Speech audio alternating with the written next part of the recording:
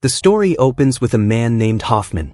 He walks into a restaurant, his face tight with tension. Soon after, the CEO of Optimo Pharmaceuticals arrives to meet him, a man who didn't even recognize Hoffman. The CEO had come to collect a report file from him.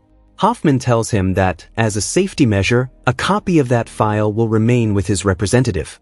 If anything happens to Hoffman, the representative will hand that copy to law enforcement. They take a photo together. The CEO leaves with the file. Hoffman exits soon after. Another man, Ash, follows Hoffman out. From a taxi behind Hoffman, Ash sends instructions to him. Ash makes sure Hoffman boards the subway and gets away safely. Ash is a fixer and here he is Hoffman's representative. Shortly after, Hoffman leaves a voicemail for Ash. The payment has been made as agreed. As long as Hoffman sticks to his side of the deal, they are done with each other. The next morning, Ash goes to a secret location. He places Optimo Pharmaceuticals' file among other documents and locks it in a safe. Scene shift. We meet Sarah. She is being followed by a man named Dawson. Sarah tells an attorney that she used to work on a team developing genetically modified wheat. During the research, she came across a food safety report that revealed the side effects of their wheat. When she raised these issues with senior management, they told her she had misinterpreted data and there was nothing to worry about. Almost immediately, Sarah was transferred to another department in Manhattan. 2 months later, she was fired. Now her former company is harassing her. People from the company are following her because Sarah kept a copy of the food safety assessment as evidence.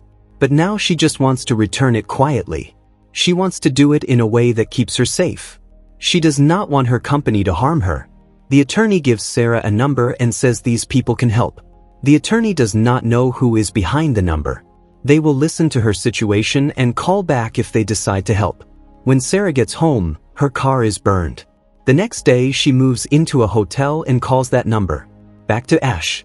He is in group therapy, and after reaching home, he checks his voicemail. It is Sarah explaining her situation. After listening, Ash researches Sarah, her work history, her social media, everything. He calls her back through a relay telecommunication service built for deaf people. Ash will type what he wants to say, the relay service will speak it to Sarah, and whatever Sarah says will be typed back to Ash. The entire call is confidential. Under questioning, Sarah explains the wheat side effects. In some people it caused extreme allergic reactions, in others there were links to cancer. Her company plans a massive worldwide rollout. Thousands could end up eating this wheat. Sarah had wanted to make all of this public. She turned down a cash offer from the company to stay quiet, but now she is intimidated and afraid. Outside her hotel there is a van parked. It is clearly watching her. Ash warns Sarah that her calls are probably being tapped. Inside that van, Dawson's team is indeed intercepting her calls. They trace the relay calls back to the relay service office and show up, but the relay service has strict rules. No matter what, all calls remain confidential. The service holds no records of the calls. The next day, following Ash's instructions, Sarah goes to a public place and activates a new phone number. She tells Ash that her company is about to be acquired. If this information goes public, the acquisition will collapse, which the company absolutely cannot allow. Ash tells her he will help return the documents, but first he needs $50,000 upfront. He promises the money will be returned from funds they recover during the negotiation process. Ash explains that in the days ahead she will have to follow a series of unusual instructions. From now on, before every conversation they will use a passcode. He marks 2 phones with differently colored tape, prepares some printed documents, and delivers them to Sarah. One page contains detailed instructions on how Sarah will send the $50,000 in used notes along with the company file to Ash. Ash tells Sarah to take the 10:05 a.m. flight from Newark to Pittsburgh the next morning, and then the 11:50 a.m. flight onward to Atlanta. He warns her not to carry her own phone. She is to travel with the file, all the cash, and the phone with red tape. Remember, he says, do not open that phone until you are at the Pittsburgh gate. Dawson's team tails Sarah to the airport. Ash, disguised, is on the same flight. After they land in Pittsburgh, Ash buys a bag. He leaves it with Lost and Found with a name tag of Sarah Grant. Then he calls Sarah through the relay service and asks where she is. At that moment, the lost and found makes an announcement for Sarah. Dawson moves to check it out. Ash tells Sarah to ignore everything else and go to the post office to mail 2 packages. Right then there is another announcement for Sarah. Dawson runs off in the other direction. From a distance, Ash photographs them. Dawson realizes the announcements were a distraction. Rossetti, one of Dawson's people, watches Sarah post the packages. Sarah gives the tracking number to Ash and tosses the receipt into a trash bin. Rossetti picks the receipt up. Ash sees everything. Dawson's team figures out that Ash has forced Sarah to make 2 posts so the file will be inside one of the packages. Ash confirms with Sarah that she has mailed everything and that she has no further copies.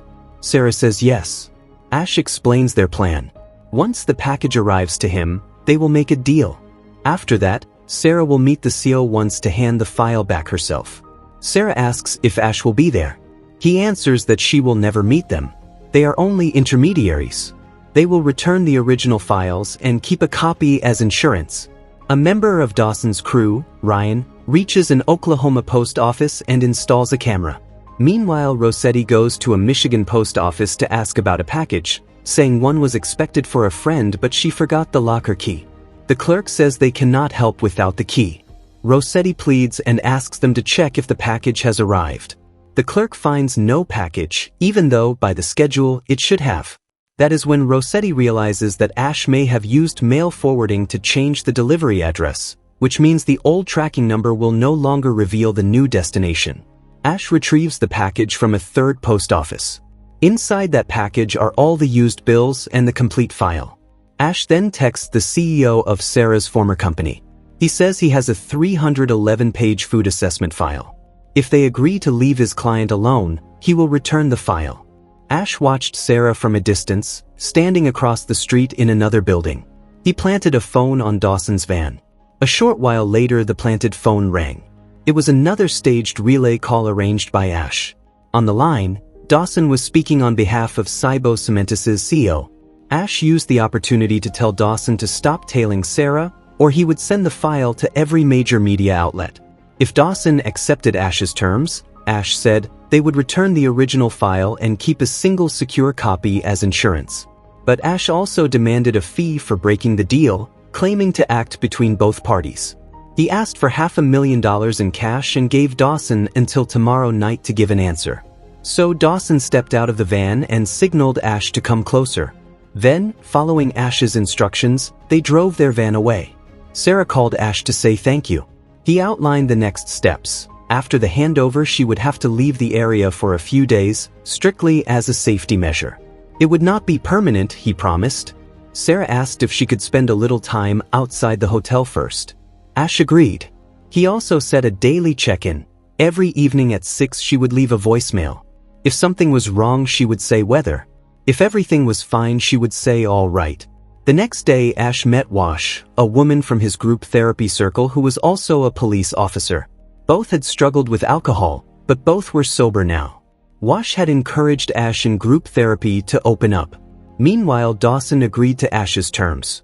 Ash instructed him to send unmarked cash through a post office. But Dawson hid a tracker inside the cash package, one with batteries that would easily last 4 to 5 days. With the money en route, Sarah was able to move around more freely, though Ash kept watch from afar.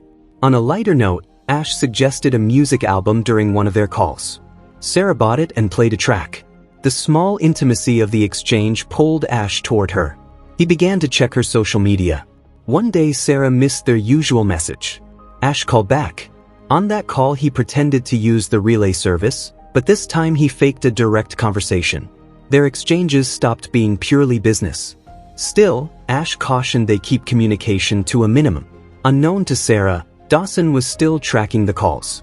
Ash, however, had already switched off the phone. Ash changed his appearance and visited a post office with a story. He told them he had a mailbox in California, but since he was leaving for work in Europe, he wanted all his packages forwarded to his cousin Sarah Grant's mailbox instead. He asked them to send everything through general delivery. Shortly after, Dawson left a voicemail. The money had been delivered, but there was a problem. He insisted Ash had a 311-page assessment, yet the original file totaled 327 pages. Where were the missing 16 pages? He demanded every single page. Ash contacted Sarah. Appendix C was missing, he said. Sarah protested that Appendix C did not contain anything special and that the pages were still in her possession. Ash warned her that he had told her to follow every instruction carefully, and if she failed he might not be able to protect her. The threat frightened Sarah. She worried Ash would walk away. Instead, Ash rushed to Times Square. He instructed Sarah to hide the remaining pages at the very bottom of the Washington Post stack at a specific newsstand. Sarah did as instructed and left. But when Ash went to check the pile, he found no document. Dawson and his team were there too. Ash called Sarah and learned she had accidentally placed the pages in a different pile. The whole operation had started to collapse. Most people would have walked away at that point. Ash did not. He recruited a local beggar to create a scene near the newsstand. The beggar threw the newspapers into the air in a small performance and, in the distraction, retrieved the hidden pages from the wrong pile. Dawson chased after the beggar, but the woman handed the document to Ash before anyone could intercept it. Ash called Dawson and reminded him of their agreement. He asked if Dawson wanted him to make the file public. Dawson apologized. Ash set the terms. The handover would be in person at a public location chosen by Ash and his people, and both Sarah and the CEO would attend. So all Dawson managed to get from Times Square was a piece of footage in which Ash's face wasn't even clearly visible. Ash told Sarah the exchange would take place on Thursday. Until then she must call every day and say only one word, either weather or all right. No other words, no deviations. If she failed to follow instructions, Ash said, they would walk away. Meanwhile, the tracker batteries hidden in the cash package Dawson sent had finally died. Back at home, Hoffman was still collapsing under the guilt of all the people who had died because of his company. He could no longer bear it. He told Ash, "There is blood on my hands." Hoffman said that he would not call Ash anymore. After that, in group therapy, Ash finally opened up. He gave his name as John and confessed that he was Muslim. He said Muslims do not drink alcohol, but after September 11th it became hard for him to live in New York, so he started drinking to fit in. He explained that when people beat him, alcohol made him numb. Later Ash found a job on Wall Street, but he saw things there that were wrong. He told his seniors and nothing happened. During all of this, Ash worsened his drinking. After some time somebody paid him and forced him to sign a non-disclosure agreement. Ash accepted that deal in a shocked moment, but he carried guilt and shame from that time. Last night Hoffman's voicemail sounded lost and broken in the same way. Ash knew Hoffman was not going to make it. Wash offered Ash comfort. After that, Ash prepared for the exchange. He called Sarah and told her that the original copy of the file had arrived at the post office. A table had been booked under the name Adam at a restaurant where Sarah and her CEO would meet. Ash told Dawson everything about how the night would unfold. But Sarah did not show up at the restaurant that night, and she did not answer Ash's calls. Ash sensed that something was wrong. Then Sarah left him a voicemail saying that Dawson had identified him using facial recognition and that he knew his name was James Keaton.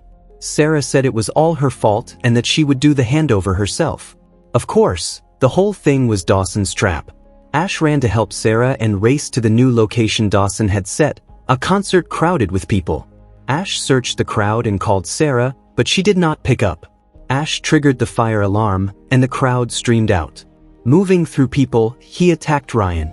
He told Sarah the passcode and said, "This is me. This is a trap." Ash got Sarah out of the venue and explained she had to get away from there.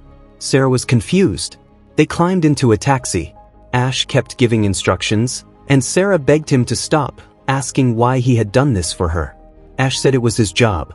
Sarah said, "Not this far, James." Ash says, "That's not my name." When Sarah asks him who he really is, he answers quietly, "My name is Ashraf." They reached the train station. Sarah had to continue alone from there. Before they parted, Ash touched Sarah's hair. Sarah moved toward the train, and Ash watched until she boarded. Some time later, a call came through on Sarah's phone. She was in Dawson's control. Ash threatened to make the document public, but Dawson offered a counterproposal.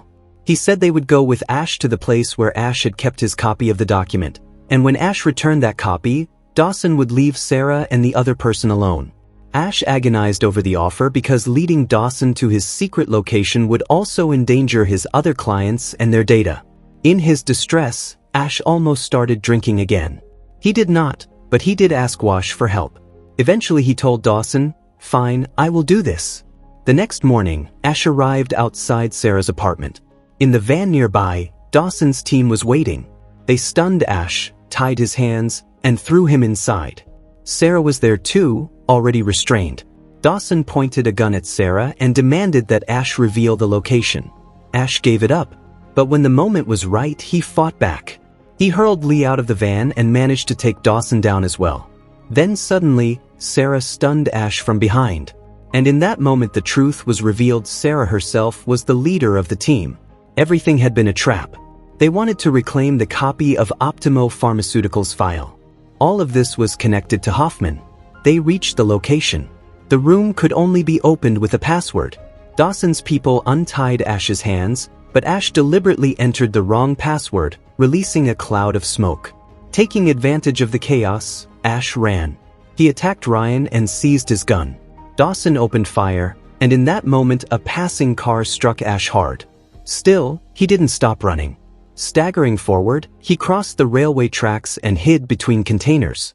But Rossetti heard him climbing and closed in. Ash ran again, and this time he came face to face with Sarah. Both had their guns drawn, aiming at each other. Ash dropped his weapon and said, "Do it."